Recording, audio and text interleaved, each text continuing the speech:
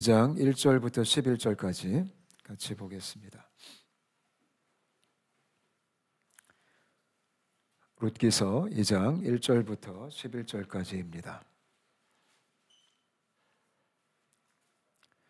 저와 여러분이 한 절씩 번갈아 가시면서 같이 교독하도록 하겠습니다.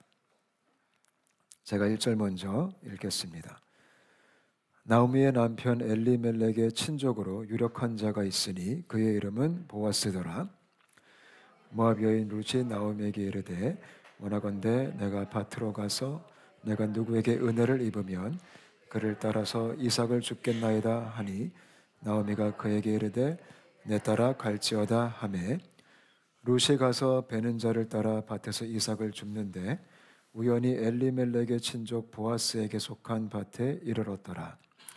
마침 보아스가 베들레헴에서부터 와서 베는 자들에게 이르되 여호와께서 너희와 함께 하시기를 원하노라 하니 그들이 대답하되 여호와께서 당신에게 복 주시기를 원하나이다 하니라.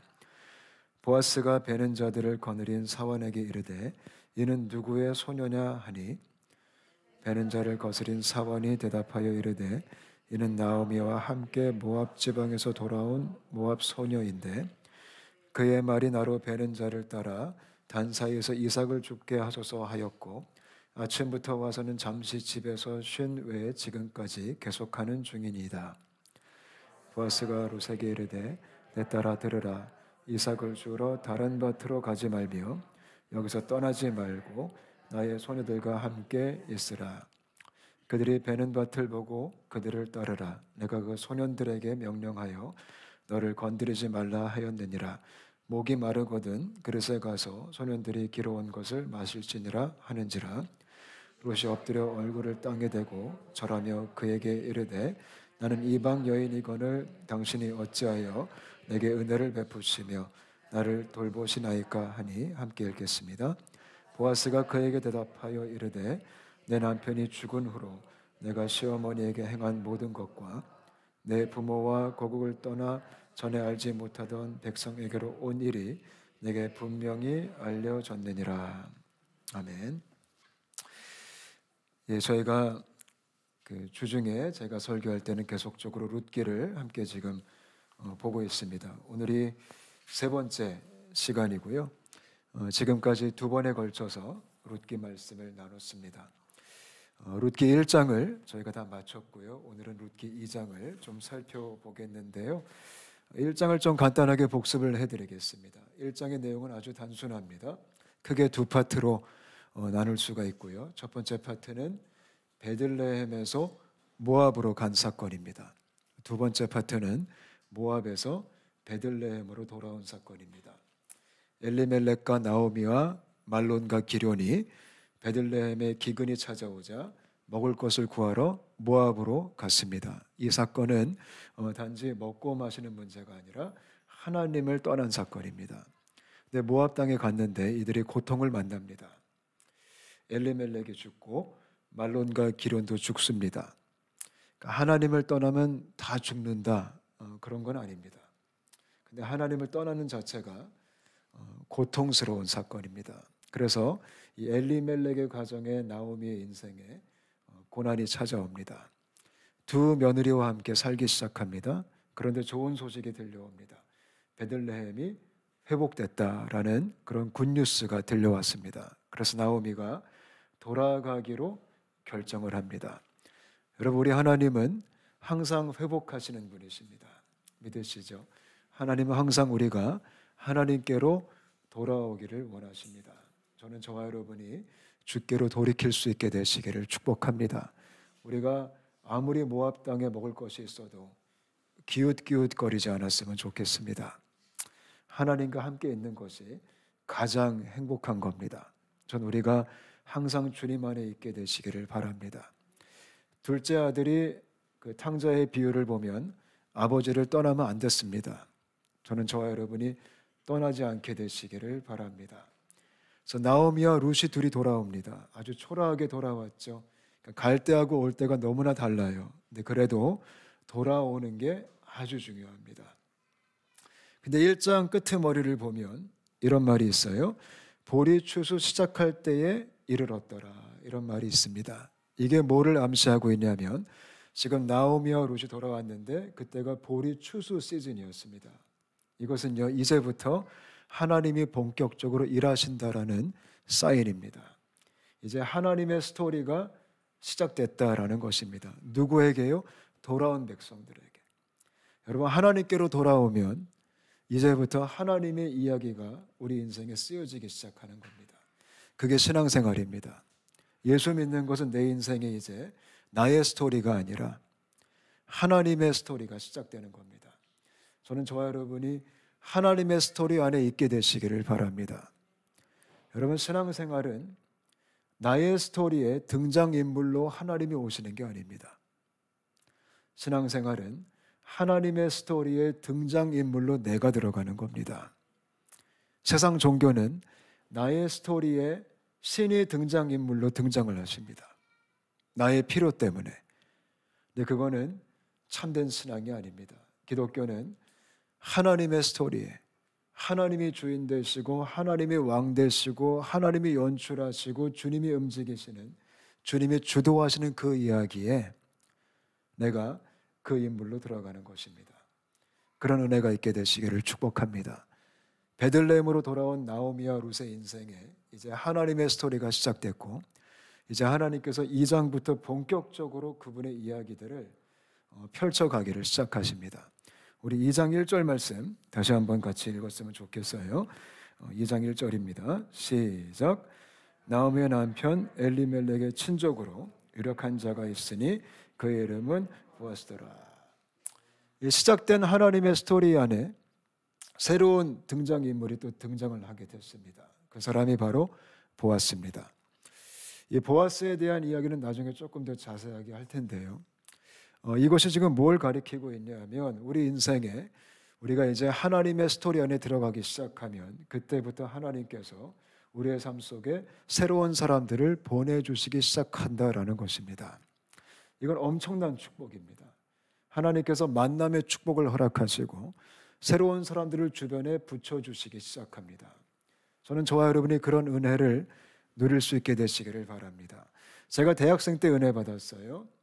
제가 은혜 받기 전에 친구들이 참 많았습니다. 근데 대부분의 저희 친구들은 죄송하지만 노는 세상 친구들이었습니다. 함께 그냥 즐기고 때로는 같이 공부도 하고, 물론 귀한 친구들이죠. 지금도 연락하고 지내고 있어요. 근데 제가 은혜를 받고 이제 제 인생 속에 하나님의 스토리가 시작되니까 하나님께서 전혀 다른 새로운 사람들을 만나게 해주셨습니다.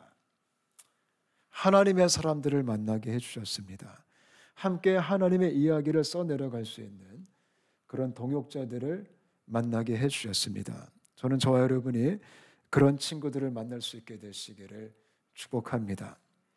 저와 여러분이 홍콩에서 만났습니다. 이 또한 하나님이 허락하신 만남이라고 확신하고 있습니다. 이 만남이 짧든지 길든지 상관없습니다. 우리가 주님의 스토리 안에 있으면 하나님은 그때부터 새로운 사람들을 보내주십니다. 전 저와 여러분이 그 만남들을 귀하게 여길 수 있게 되시기를 바랍니다. 그러니까 하나님의 스토리 안에 만난 모든 사람들은 참 좋은 사람들입니다. 참 귀한 만남들입니다. 짧게 만나도 귀한 겁니다. 잠시 만나도 귀한 겁니다. 하나님은 그런 다양한 만남을 통해 하나님의 이야기를, 본격적인 주님의 연출을 해가기 시작하십니다. 우리가 서로 지체를 바라볼 때 그런 마음으로 바라볼 수 있게 되시기를 바랍니다. 아멘. 우연한 만남은 없습니다. 특히 신앙 안에서는, 예수 안에서는, 복음 안에서는 우리가 다 특별한 만남입니다. 믿으시죠? 우리 2절 말씀 같이 읽을게요. 2절 시작. 모압 여인 룻이 나오미에게 이르되 원하건대 내가 밭으로 가서 내가 누구에게 은혜를 입으면 그를 따라서 이삭을 줍겠나이다 하니 나오미가 그에게 이르되 내 따라 갈지어다 하매. 지금 룻이 베들레헴에 왔습니다. 얼마나 낯설었을까요? 이방 땅에 왔잖아요. 룻의 입장에서는 모압 여인인데 시어머니를 따라서 지금 이스라엘, 유다 땅, 베들레헴에 이르렀습니다. 모든 게 충격이었을 겁니다. 문화 충격. 또 얼마나 힘들었을까요? 지금 나오미와 룻은 과부들입니다. 과부. 이 당시 이스라엘 사회에서 과부가 누구죠? 사회적 약자들입니다. 고아와 과부는 이 당시에 가장 가난한 사람들이었습니다. 남편을 다 잃었습니다. 아무것도 없었습니다. 빈손으로 돌아왔습니다. 이들이 지금 베들레헴에 왔는데 가장 큰 걱정이 뭐였을까요? 먹고 사는 걱정입니다. 어디 기댈 데가 없습니다. 그러니까 불쌍한 사람들입니다. 근데 룻이 어떻게 살아요? 룻의 위대함이 뭐냐면 가만히 있지 않았다라는 것입니다. 우리가 하나님의 스토리 안에 들어왔습니다. 룻이 하나님의 스토리 안에 들어왔습니다. 이 안에 들어왔으면 이제부터 어떠한 삶을 살아야 될까요? 믿음의 삶을 살기 시작해야 됩니다. 룻이요, 아무것도 없었음에도 불구하고, 정말 가난했음에도 불구하고 룻은 가만히 있지 않았습니다. 믿음으로 행동을 하기 시작합니다. 그 시어머니에게 지금 뭐라고 말하죠? 내가 좀 나가서 이삭을 좀 줍겠나이다 라고 말을 합니다. 내가 나가면 분명히 사람들에게 은혜를 입게 될 것입니다. 이렇게 말합니다. 룻은요, 내가 나가기만 하면 은혜를 만난다라는 확신이 있었습니다. 그게 믿음의 삶입니다. 하나님의 스토리 안에 들어온 사람들은 그냥 가만히 멍 때리고 앉아있는 게 아니라 믿음으로 행동을 하기 시작해야 됩니다. 근데 놀라운 게 뭐냐면 믿음으로 행동을 하기 시작할 때 은혜를 만나게 됩니다.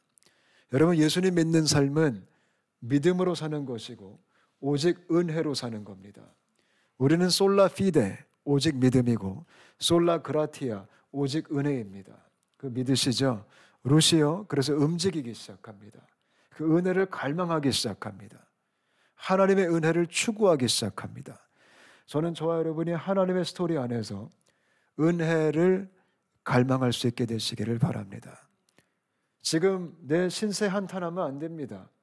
아, 내가 과부네, 먹을 게 없네, 그거 생각할 겨를이 없습니다. 거기 주저앉아 있으면 안 됩니다. 믿음의 사람들은 상황을 초월할 수 있게 되시기를 바랍니다. 환경을 초월할 수 있게 되시기를 바랍니다. 우리가 은혜를 갈망하며 믿음으로 나아갈 때 은혜를 만나게 되는 겁니다. 룻이요, 그렇게 행동을 하기 시작해요. 이런 믿음의 결단이 있게 되시기를 바라요. 혹시 여러분들 중에 마치 나오미와 룻처럼 내가 지금 너무 사회적 약자 같고 속된 말로 내 팔자가 왜 이럴까, 그런 분들이 계시나요? 거기 눌러 앉아 있지 않았으면 좋겠습니다. 룻처럼, 룻도 지금 불쌍한 여인이잖아요. 거기다 이방 여인이잖아요. 왕따 당할 수 있잖아요. 무시당하잖아요. 이 당시 이방인들은 이스라엘 땅에서 부정한 족속으로 그렇게 역임을 받았잖아요. 근데 그럼에도 불구하고 담대하게 행동을 하기로 결정합니다. 근데 한번 생각해 보셨으면 좋겠어요. 룻이 왜 이렇게 갑자기 이삭을 줍겠다고 나갔을까요? 제가 이 말씀을 준비하면서 곰곰이 묵상을 해봤습니다. 지금 룻은요, 근거 없이 간다는 게 아닙니다. 여러분, 룻이 왜 나갔을까요? 왜 이삭을 주우려고 했을까요? 왜냐하면요, 여러분, 우리가 잘 아는 레위기 말씀을 보면 이런 말씀이 있습니다. 레위기 19장 말씀 제가 읽어드릴게요. 너희가 너희의 땅에서 곡식을 거둘 때에 너는 밭 모퉁이까지 다 거두지 말고 내 떨어진 이삭도 줍지 말며 내 포도원의 열매를 다 따지 말며 내 포도원에 떨어진 열매도 줍지 말고 가난한 사람과 거류민을 위하여 버려두라. 나는 너희의 하나님 여호와이니라. 아멘. 룻이요, 이 말씀을 알았던 겁니다. 그러니까 룻의 믿음의 행동의 근거는 그냥 나온 게 아닙니다. 율법을 근거로 나온 겁니다. 룻은 이방 여인이었음에도 불구하고 하나님을 아는 여인입니다. 그래서 이 율법을 근거 삼아서 내가 나가 보겠습니다. 내가 이 말씀을 믿음으로 한번 행동을 해보겠습니다. 왜냐하면 하나님 말씀의 이 모세오경에 그거를 다 거두지 말라고 말씀하셨습니다. 내가 나가기만 하면 분명히 은혜를 입게 될 것입니다. 이게 하나님의 스토리 안에 들어와 있는 사람들의 믿음의 삶입니다. 우리의 믿음의 행동은 근거가 없는 믿음이 아닙니다. 감정에 따라 움직이는 것이 아닙니다. 우리는 말씀을 따라 움직이는 겁니다. 그게 크리스천입니다. 룻은 말씀을 따라 움직인 겁니다. 율법을 따라 움직인 겁니다. 이거를 믿고 행동을 하기 시작한 겁니다. 우리는 무턱대고 믿는 사람들이 아닙니다. 기독교에서 말하는 믿음은 근거가 없는 믿음이 아닙니다. 기독교에서 말하는 믿음은 팩트를 믿는 믿음입니다. 팩트가 뭐죠? 하나님 말씀입니다. 저는 저와 여러분이 팩트로 말미암아 믿음이 굳건해지시기를 축복합니다. 우리가 말씀에 뿌리 내린 믿음이 있어야 됩니다. 제일 무서운 게 뭔지 아세요? 팩트가 없는데 뜨거운 믿음이에요. 정말 무서운 사람들입니다. 정말 믿음이 좋은데 뭘 믿는지 모르시는 분은 정말 무서운 분들이십니다. 근데 예수 믿는 것은 내가 뭘 믿는지 아는 겁니다. 우리가 뭘 믿죠? 말씀을 믿는 겁니다. 약속을 믿는 겁니다. 룻이 그것 때문에 말씀 붙들고 은혜를 갈망해서 전진을 하기 시작합니다. 그게 하나님의 스토리 안에 들어온 사람들의 신앙생활입니다. 그렇게 살 수 있게 되시기를 축복합니다. 믿음으로 살게 되시기를 축복합니다. 은혜를 갈망할 수 있게 되시기를 축복합니다. 그러나 그 모든 것의 중심에 말씀이 있게 되시기를 바랍니다. 그렇게 룻이 밖으로 나가기 시작했습니다. 우리 3절과 4절 한번 같이 읽겠습니다. 3절과 4절 시작. 룻이 가서 베는 자를 따라 밭에서 이삭을 줍는데 우연히 엘리멜렉의 친족 보아스에게 속한 밭에 이르렀더라. 마침 보아스가 베들레헴에서부터 와서 베는 자들에게 이르되 여호와께서 너희와 함께 하시기를 원하노라 하니 그들이 대답하되 여호와께서 당신에게 복 주시기를 원하나이다 하니라. 아멘. 여기 재밌는 단어가 나옵니다. 룻이 지금 믿음 따라 나갔어요. 이삭을 주우러요. 지금 시어머니도 먹여야 되고 자기도 먹고 살아야 되고, 그래서 말씀을 붙들고 믿음으로 은혜를 갈망하면서 이제 행동을 하기 시작했습니다. 그래서 열심히 이삭을 줍고 있습니다. 밭에 나가서. 근데 오늘 3절 말씀 보니까 재밌는 단어가 나오죠. 우연히 엘리멜렉의 밭에 이르렀더라, 이런 표현이 있습니다. 줍다 보니까 룻이 어디 갔어요? 엘리멜렉의 친족인 보아스의 밭에 다다르게 된 겁니다. 우연히. 룻은 계산하지 않았습니다. 거기 일부러 가려고 했던 게 아닙니다. 룻은 단순하게 살았습니다. 그냥 말씀 붙들고 믿음으로 은혜를 갈망하며 갔어요. 열심히 주웠습니다. 근데 가다 보니까 아주 우연하게 보아스의 밭에 가게 된 겁니다. 이게 뭘까요? 이게 하나님의 섭리입니다. 하나님의 섭리. 하나님의 스토리 안에 들어온 사람들은 우연이 없습니다. 아멘. 우리의 입장에서는 우연일 수도 있어요. 인간의 관점으로 볼 때는. 왜냐하면 룻이 가려고 했던 거 아니에요. 계산하지 않았어요. 계획을 세운 게 아니에요. 가다 보니까 거기 가게 된 거예요. 그러니까 사람의 관점으로는 완벽한 우연이죠. 근데 하나님의 스토리 안에 들어온 사람들에게는, 우리에게는 우연이지만 그거는 100% 하나님의 섭리라는 겁니다. 믿으시죠? 그게 크리스천의 인생입니다. 여러분, 예수님 믿는 사람들은 우연히 존재하지 않습니다. 모든 것이 다 하나님의 섭리가 됩니다. 내가 알고 가도 하나님의 섭리고 내가 모르고 가도 하나님의 섭리입니다. 믿으시죠? 또 상당수의 대부분 우리가 모를 겁니다. 근데 모른다고 해도 두려워할 게 없습니다. 왜냐하면 주님의 섭리는 항상 절대적입니다. 믿으시죠? 여러분, 이 말씀 보면 우리가 어떤 마음을 좀 품어야 될까요? 우리가 두려워하지 말아야 됩니다. 여러분, 사람이 언제 가장 두려울까요? 내가 잘못 갈까 봐 두렵습니다. 근데 예수님 믿는 사람들의 인생에는 잘못 가는 게 없습니다. 왜요? 하나님이 섭리하시거든요. 하나님이 주도하시거든요. 하나님이 이끄시거든요. 하나님이 통치하시거든요. 그거 믿으시죠? 그렇기 때문에 우리 인생에는 우리가 뭐 잘못된 길로 갔다, 그거에 대한 공포심이 없어도 됩니다. 저는 저와 여러분이 자유할 수 있게 되시기를 바랍니다. 무서워하지 않았으면 좋겠습니다. 간혹가다 우리는 우리가 잘못된 선택을 할까 봐 두려울 때가 있습니다. 물론 실수할 수 있겠죠. 그러나 하나님은 실수하지 않습니다. 믿으시죠? 우리가 실수해도 주의 막대기로 톡톡 쳐가지고 잘 데리고 오실 겁니다. 그거를 신뢰할 수 있게 되시기를 바랍니다. 우리가 홍콩에 온 게 우연이 아닙니다. 하나님의 섭리입니다. 저는 그거를 믿습니다. 얼마나 있을지 몰라도 짧게 있든 길게 있든 하나님의 실수 없으신 섭리입니다. 이거를 확신할 수 있게 되시기를 축복합니다. 우리 인생에 지금 계획대로 되는 게 없어요? 두려워하지 않게 되시기를 바랍니다. 그 또한 완벽하신 실수가 없으신 하나님의 섭리이십니다. 믿으시죠? 제가 홍콩 온 지 지금 1년이 넘었어요. 벌써 1년이 넘었어요.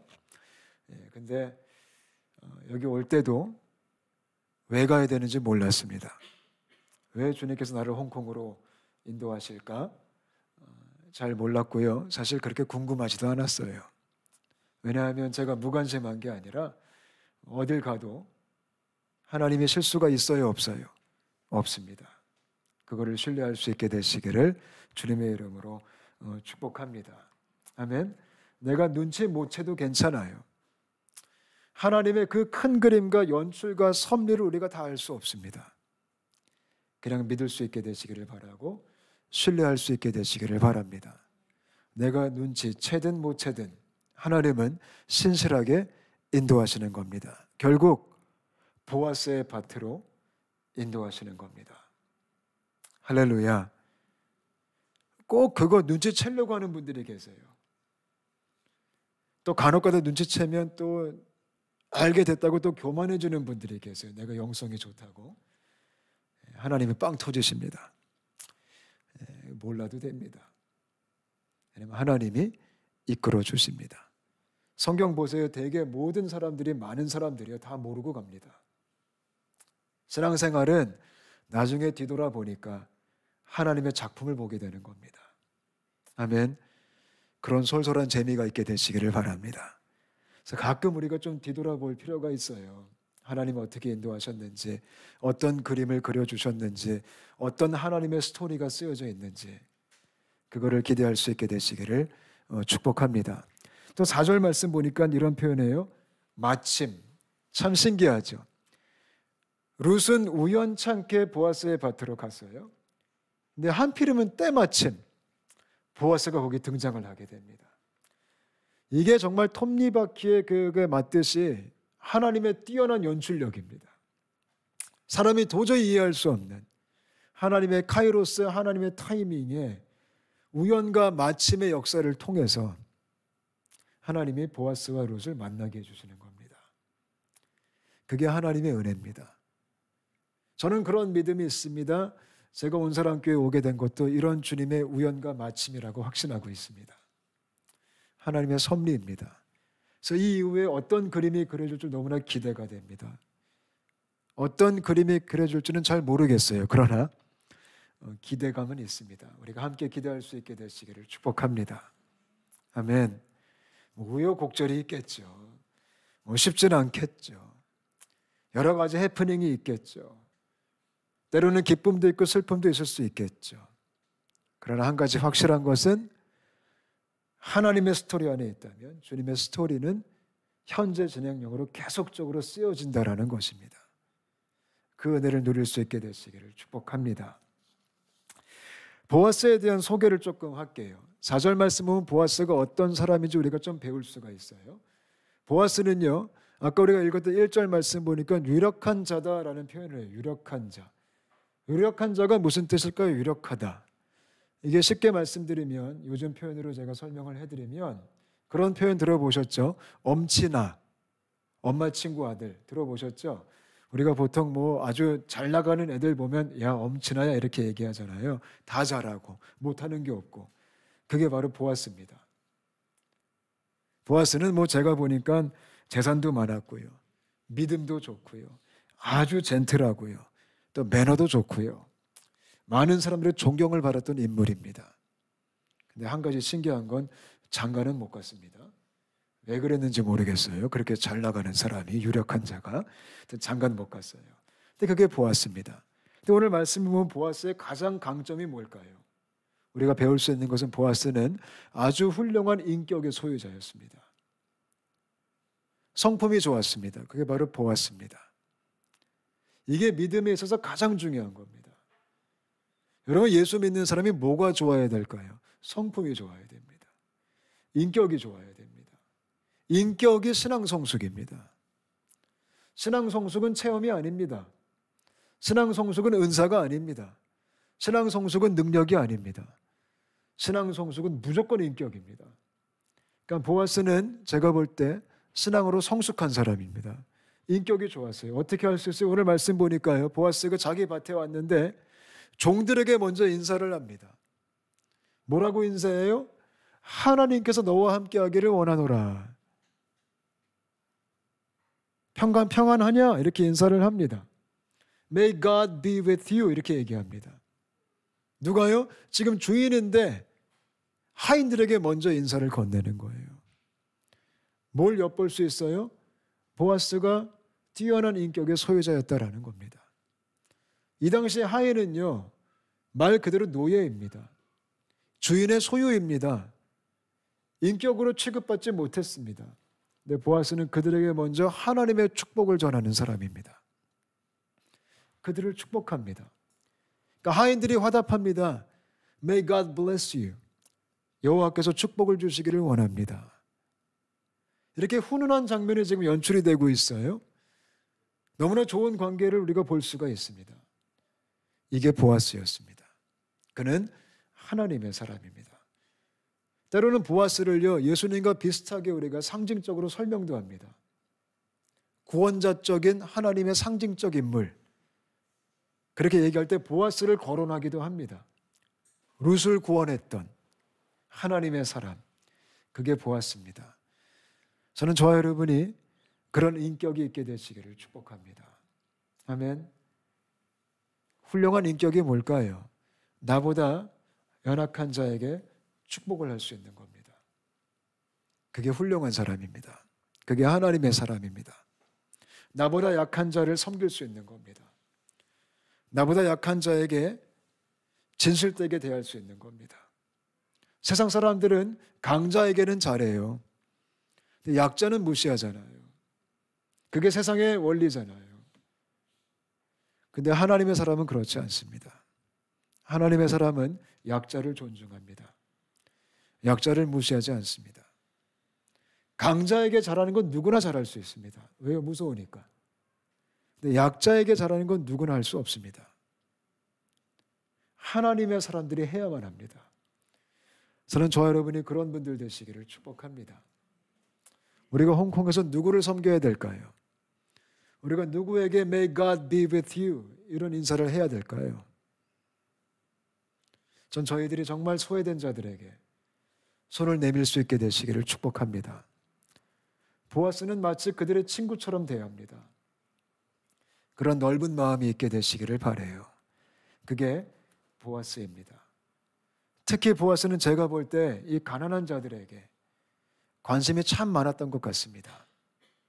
그래서 보아스가 룻을 만나자마자 룻에게 관심을 보입니다. 왜냐하면 룻은 과부이니까요. 가난한 사람이니까요. 약자이니까요. 교회가 그렇게 돼야 됩니다. 교회는 이 세상 속에서 그 누구도 손을 내밀지 않는 그 사람들에게 손을 내미는 공동체가 되어야 됩니다. 저는 우리 개개인이 그런 사람 되었으면 좋겠습니다. 우리 온 사람교회가 그런 교회가 되었으면 좋겠습니다. 그럴 때 하나님의 사랑이 흘러가기 시작합니다. 아멘. 그렇다고 또 강자를 무시할까요? 그건 아닙니다. 강자건 약자건 섬길 수 있게 되시기를 바랍니다. 그게 바로 보아스 형제님이었습니다. 그런 긍휼의 마음이 있는 거죠.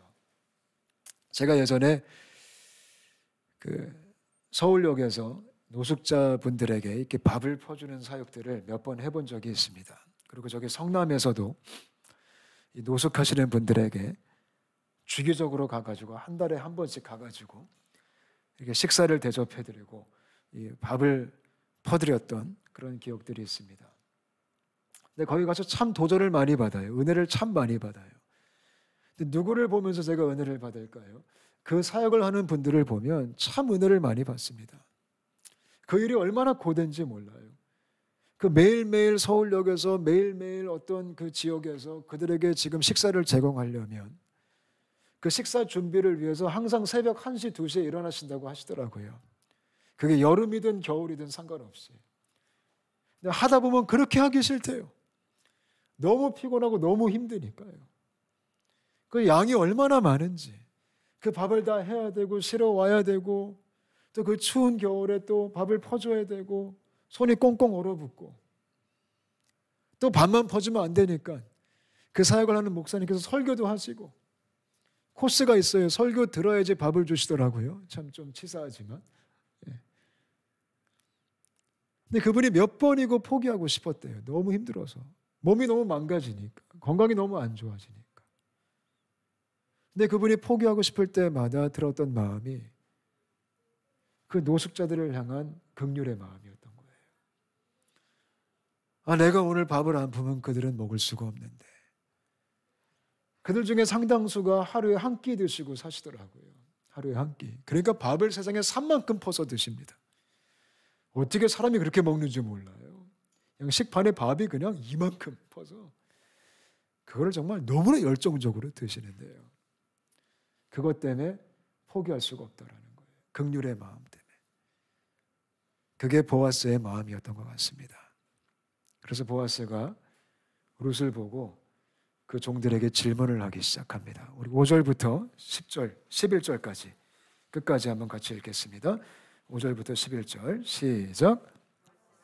베는 자들을 거느린 사환에게 이르되 이는 누구의 소녀냐 하니 베는 자를 거느린 사환이 대답하여 이르되 이는 나오미와 함께 모압 지방에서 돌아온 모압 소녀인데 그의 말이 나로 베는 자를 따라 단 사이에서 이삭을 죽게 하소서 하였고 아침부터 와서는 잠시 집에서 쉰 후에 지금까지 계속하는 중이니이다. 보아스가 룻에게 이르되 내 딸아 들으라. 이삭을 주우러 다른 밭으로 가지 말며 여기서 떠나지 말고 나의 소녀들과 함께 있으라. 그들이 베는 밭을 보고 그들을 따르라. 내가 그 소년들에게 명령하여 너를 건드리지 말라 하였느니라. 목이 마르거든 그릇에 가서 소년들이 기러운 것을 마실지니라 하는지라. 룻이 엎드려 얼굴을 땅에 대고 절하며 그에게 이르되 나는 이방 여인이거늘 당신이 어찌하여 내게 은혜를 베푸시며 나를 돌보시나이까 하니 보아스가 그에게 대답하여 이르되 내 남편이 죽은 후로 내가 시어머니에게 행한 모든 것과 내 부모와 고국을 떠나 전에 알지 못하던 백성에게로 온 일이 내게 분명히 알려졌느니라. 아멘. 보아스가 룻에 대한 소식을 전해 듣고요. 룻과 대화를 하기 시작합니다. 놀라운 게 뭐냐면 룻에게 은혜를 베풀기 시작합니다. 룻이 깜짝 놀랍니다. 우연하게 지금 보아스의 밭에 이르렀고요. 때마침 보아스가 거기 왔고요. 이게 하나님의 스토리 안에서 벌어지는 놀라운 주님의 연출입니다. 근데 거기서 보아스가 룻의 사정을 듣자마자 룻에게 이야기를 합니다. 뭐라고 말하죠? 여기서 계속 이삭을 줍고 딴 데 가지 말고 내가 이미 소녀들에게도 일렀고 소년들에게도 일렀다. 소녀들과 함께 같이 일을 하고 특히 소년들에게는 내가 너를 건들지 말라고 얘기도 했고 또 소년들이 떠온 물도 너가 목이 마르면 가서 마셔라 이렇게 얘기합니다. 뭐 한 거죠? 은혜를 베푼 겁니다. 그래서 룻이 그 말을 듣자마자 깜짝 놀랍니다. 룻이 어떻게 고백해요? 이렇게 말합니다. 아니 나는 모압 여인인데 어찌하여 나에게 은혜를 베푸십니까? 놀라운 고백입니다. 여러분 이것이 뭐죠? 이것이 바로 복음입니다. 복음. 이것이 하나님의 사랑입니다. 이것이 말도 안 되는 하나님의 은혜입니다.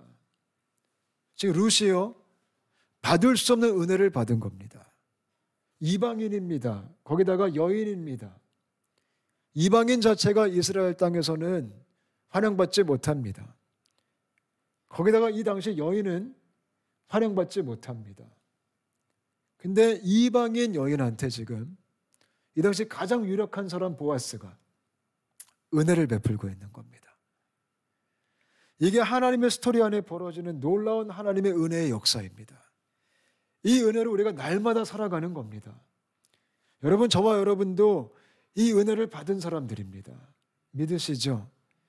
자격이 없었는데요. 우리가 한 게 아무것도 없는데요. 우리는 태어날 때부터 죄인인데요. 우리는 하나님께 순종한 게 없는데요. 하나님이 먼저 우리에게 손을 내미신 겁니다. 하나님이 먼저 우리를 사랑하신 겁니다. 이 룻기는 예수 그리스도의 복음을 보여주고 있는 책입니다. 우리가 어떠한 사랑을 받았는지, 우리가 어떠한 은혜를 받았는지, 우리가 어떠한 긍휼을 받았는지, 우리가 어떠한 자비를 받았는지 이 룻기가 너무나 선명하게 우리에게 지금 알려주고 있는 것입니다. 룻이 바로 우리들입니다. 아무것도 없습니다. 환영받지 못합니다. 근데 그런 우리들에게 하나님이 먼저, 우리가 잘 아는 말씀, 하나님의 세상을 이처럼 사랑하사, 하나님의 저희를 이처럼 사랑하사 독생자를 주셨으니 이는 저를 믿는 자마다 멸망하지 않고 영생을 얻게 하려 하심이니라. 아멘. 이게 얼마나 감격스러우세요. 이건 당연한 게 아닙니다. 이거는 마땅한 게 아닙니다. 근데 보아스가 룻에게 손을 내밀었듯이 그거와 더 말도 안 되게 하나님이 우리에게 손을 내밀어 주신 겁니다. 이게 크리스마스입니다. 크리스마스가 뭘까요? 우리에게 은혜를 주신 날입니다. 우리에게 손을 내밀어 주신 날입니다.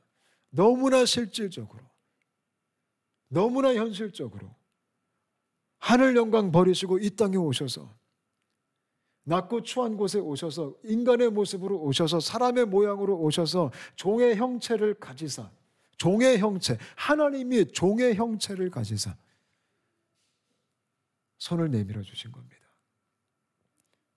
저는 저와 여러분이 이 하나님의 놀라운 스토리 안에서 이 사랑을 잊지 않게 되시기를 바랍니다. 이거 잊어먹으면 안 돼요, 우리가요.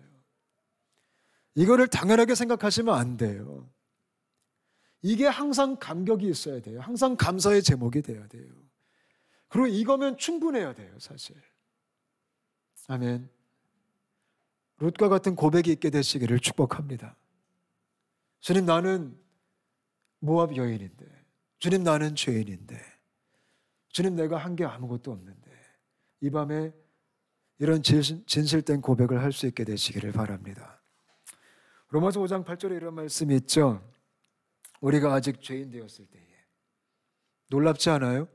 우리가 아직 죄인 되었을 때에, 아직 자격이 안 됐을 때에 그리스도께서 우리를 위하여 죽으심으로 하나님께서 우리에 대한 자기의 사랑을 확증하셨느니라. 아멘. 이게 우리의 가슴을 치게 되시기를 바랍니다. 아멘. 요한일서 4장 10절이요. 사랑은 여기 있으니 우리가 하나님을 사랑한 것이 아니요, 우리가 하나님을 사랑하지 않았대요. 인간은 하나님을 사랑하지 않습니다. 인간은 하나님을 싫어합니다. 그게 인간의 죄악된 본능이죠. 우리가 하나님을 사랑한 것이 아니요, 하나님이 우리를 사랑하사, 하나님이 우리를 사랑하사 우리 죄를 속하기 위하여 화목제물로 그 아들을 보내셨음이니라. 아멘. 이게 룻이 누리는 은혜입니다. 보아스가 그 하나님의 사랑을 지금 보여주고 있는 겁니다. 하찮은 모압 여인한테, 이방 여인에게 그런 대접을 받지 않아도 되거든요. 근데 그런 여인에게 지금 보아스를 통해서 하나님의 은혜가 흘러가기 시작하는 것입니다. 아멘. 더 나아가 보아스가 약속을 합니다. 내가 너 책임져 줄게. 이게 하나님의 스토리 안에 들어온 사람들이 누리는 축복입니다. 여러분, 하나님이 우리 책임져 주십니다. 이거 믿으시죠? 이거를 확신할 수 있게 되시기를 바랍니다. 목마르면 물 마셔라. 내가 얘기 다 해놨어. 그렇게 얘기합니다. 그게 우리의 하나님의 약속입니다. 먹고 마시고 있는 거 걱정하지 마. 내가 다 해줄 거야. 그 말씀 믿으시죠? 염려하지 말아라. 그 약속 믿으시죠? 두려워하지 말라. 그 약속 믿으시죠? 내가 세상 끝날까지 너희와 항상 함께 있을 것이다. 이게 주님의 스토리 안에 있는 자들이 누리는 하나님의 보호하심, 하나님의 약속입니다. 피부에 와닿지 않아도요, 믿을 수 있게 되시기를 바랍니다. 우리는 오직 믿음으로 사는 겁니다. 내 환경이 지금 갑자기 바뀌어도 하나님이 끝까지 책임져 주십니다. 지금 재정적으로 힘들어도 하나님이 우리 책임져 주십니다. 붙들어 주실 겁니다. 아멘.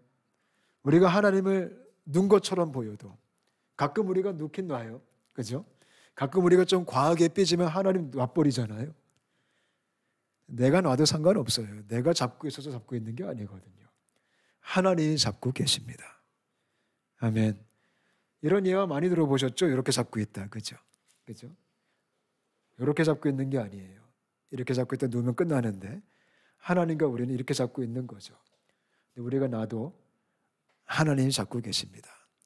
사실 우리가 잡고 있는 게 아닙니다. 하나님이 날 잡고 있어서 살 수 있는 겁니다.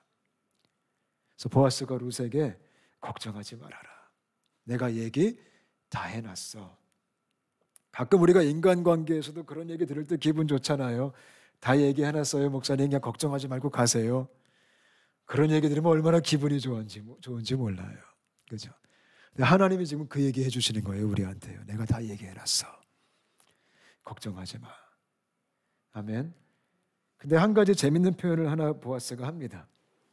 8절 말씀 보니까 이렇게 말해요. 이게 중요한 거예요. 8절에 보아스가 룻에게 이르되 내 딸아 들으라. 이삭을 주우러 다른 밭으로 가지 말며 여기서 떠나지 말고 나의 손아들과 함께 있으라. 중요한 게 뭘까요? 다른 밭에 가면 안 돼요. 돼요, 안 돼요? 안 된다는 거예요. 딴 데 가면 안 된다. 여기 있어야 된다. 저는 저와 여러분이 거기 있게 되시기를 바랍니다. 아멘.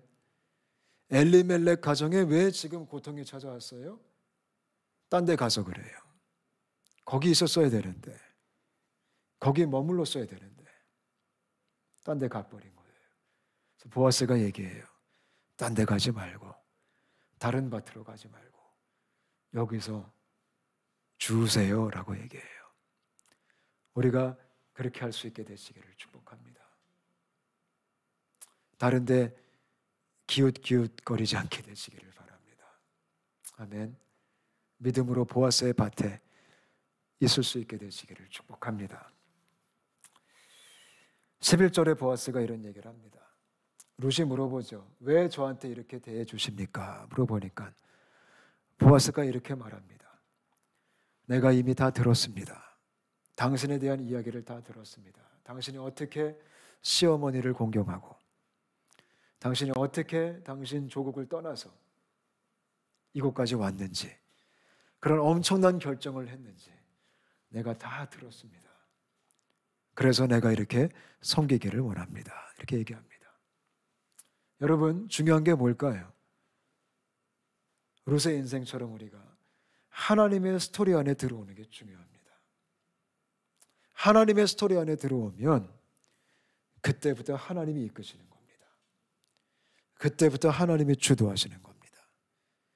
그게 예수 믿는 겁니다. 제가 오늘 설교 준비하면서 끝에 이런 질문을 하나 적었습니다. 나는 누구의 스토리에 있는가? 여러분들은 누구의 스토리 안에 계십니까? 혹시 여러분의 스토리를 열심히 써 계시고 계십니까? 내가 내 이야기를 펼치기 위해 하나님이 가끔 필요하십니까? 그거는 신앙생활이 아닙니다. 예수님 믿는 건 룻이 그러했던 것처럼 완전히 결단해서 완전히 떠나서 예수 믿는 건 떠나는 겁니다. 본토 친척 아비 집을 떠나는 겁니다. 내 킹덤을 떠나는 겁니다. 내 왕국에서 떠나는 겁니다. 그때 스토리가 바뀌는 겁니다. 내 스토리에서 떠나는 겁니다. 예수 믿는 것은 거길 떠나서 하나님의 스토리 안에 들어오는 사건입니다. 그런 믿음의 결단이 있게 되시기를 바랍니다. 그렇게 될 때 다시 한번 강조합니다. 누구의 이야기가 쓰여지기 시작해요? 하나님의 이야기가 쓰여지기 시작합니다. 등장인물이 누구예요? 우리들입니다. 하나님의 이야기에 다양한 등장인물 되시기를 축복합니다. 그 안에서 알콩달콩 우리가 나중에 뒤돌아봤을 때 어마어마한 하나님의 왕국이, 어마어마한 하나님의 연출이, 어마어마한 주님의 영광과 승리가 우리를 기다리고 있을 것입니다. 그래서 이 믿음의 여정을 계속해서 갈 수 있게 되시기를 축복합니다. 아멘. 오늘 말씀 생각하면서